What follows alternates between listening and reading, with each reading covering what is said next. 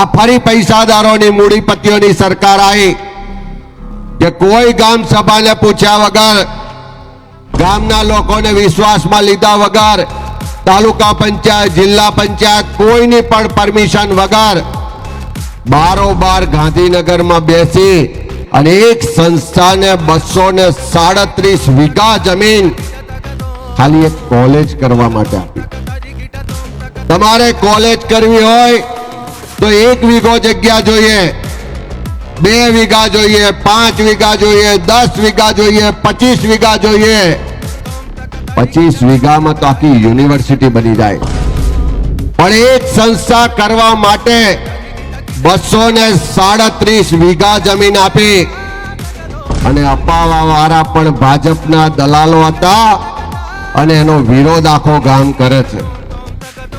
ત્યારે હું તમને વિશ્વાસ સાથે કહું છું કે અત્યારે તો વિરોધ કરીશું, અટકાઈશું, પણ જમીન લેવા વાળાને પણ કહીએ છે કે ગામ સાથે દુશ્મની કરીને જમીન લેતા નહીં.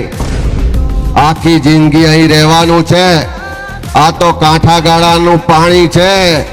આજે કદાચ ચૂપ રહેશે પણ સમય આવશે તો એનો પડચો બતાવશે. અને આ મહીસાગરના કાંઠે કોઈ ખોટું કરવા વાળા ટક્યા નથી અને ટકશે પણ નહીં.